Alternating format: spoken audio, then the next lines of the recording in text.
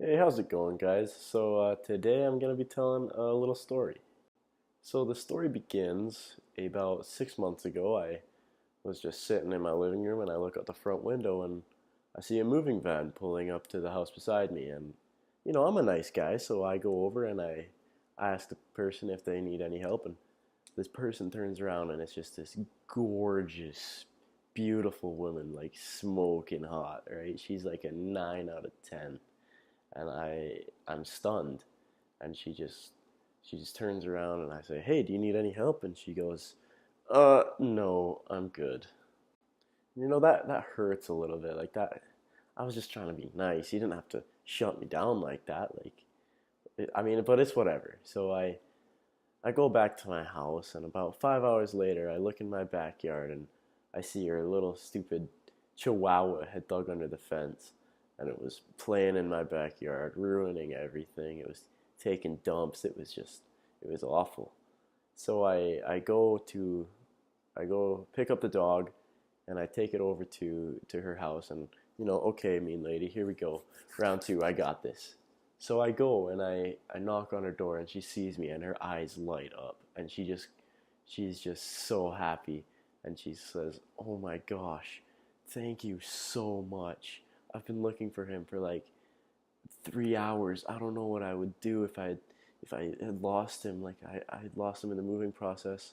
I'm so sorry for being rude to you earlier.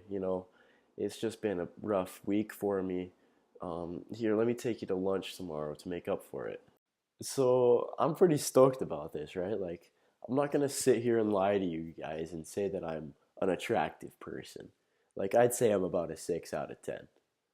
And I've scored a date with this like 9 out of 10, super hot. Like, she could be a supermodel chick, and like I'm so stoked. So we go to lunch, and we don't like connect on many things. Like I'm into things like basketball, especially my Boston Celtics, and she's into things like like makeup and Starbucks, but we still like, have a good time. She's nice to me. And I mean, she's hot, right? So it is what it is. But we don't like super connect. And since she's new to town, she doesn't really have many friends, but I'm on her good side, so we hang out a few more times, and we go on a more couple more dates, and next thing you know, we're an item, and I'm happy, right? Like I'm this not really attractive 6 out of 10 guy, and I've got this smoking hot 9 out of 10 girlfriend, so my life's awesome, right? And so we've been an item for about a month, right? And then all of a sudden, one day I'm sitting in my living room and I look out the window to the other side. There's a moving van pulling to the house on the other side of me. And I'm a nice guy, right? So I go and I say, "Hey, do you need any help?" And this chick turns around, and it's a cute chick. Like, I wouldn't call her ugly, but I wouldn't call her hot. Um, and so she's like a 7, right? Um, and she turns around and she goes, "Yeah, that'd be great, thank you." So, I go, and the first box I grab is old Boston Celtics highlights, and I'm just like stoked. Like, I've got a new Celtics friend maybe, and I ask her, "Hey, is this your boyfriend stuff?" And she goes, "No, actually, it's mine. I don't have a boyfriend." So I help her move in, and the whole time we're just talking Boston Celtics stuff, basketball stuff. We're clicking, right? Like, life is awesome. Um, and so I help her get moved in, and I introduce her to my girlfriend, who's this babe 9 out of 10, and life's good. And so whenever I want to go on a date or get romantic and whatnot, I call up my 9 out of 10 girlfriend, and I hang out with her. And then whenever there's like a Celtics game on, or just whenever I want to talk Celtics, I go and I call my 7 out of 10 pal. And so life's good. I'm on top of the world. 6 out of 10, got a 9 out of 10 girlfriend and a 7 out of 10 like best friend that likes all the same things I do. So this goes on for about a month of just me, cloud nine, top of the world, awesome. Um, and then one day, my 9 out of 10 girlfriend comes over, and she says, "Yeah, you can't hang out with Seven anymore." And I'm taken back. I go, "Well, why not? Like, like we're good friends, but obviously I would never leave you for her because like you're super cute." Um, and she looks at me and she says, "Yeah, Seven said that if I ever come near you again, she will kill me and eventually kill you." Um, and so I go, "Well, that's not like her. I'm gonna go talk to her. See what this is all about." And so I send Nine home, and I go over to Seven's house to have this talk, and I knock on her door. No answer. All right, whatever. I ring her doorbell. No answer. Whatever. So, I shoot her a text. I don't get a reply. I call her. There's no answer.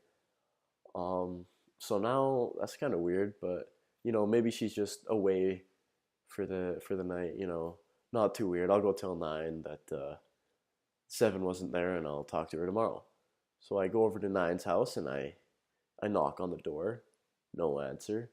I ring the doorbell. No answer. I call her. I text her. No answer. And so now this is getting a little weird. Um, but maybe Nine just had gone to sleep, right? I don't know. So what I do is I just go to sleep, don't think too much about it, and then the next day I go over to my 9 out of 10 girlfriend's house and I knock, no answer, ring, no answer, call, no answer, text, no answer. Now it's getting a little weird. So I go over to Seven's house and I knock, no answer, ring, no answer, call, no answer, text, no answer. And so now it's getting real weird. Um, I'm getting a little scared, and I go to bed and I'm really concerned. So the next day, first thing in the morning, I go over to Nine's house, knock, call, ring, text, and just nothing, nothing. So now I'm really worried. I sprint over to Seven's, I knock, call, ring, text, no answer from either of them, and it's been 3 days. And so now I'm really concerned, right? So what I do is I go to the police station and I file a missing persons report. Because it's not like them to not be there for 3 straight days. Like they used to always, as soon as I send a text, it'd be quick response. They'd answer my calls on the first ring. Like this is not like either of them to just disappear for 3 days.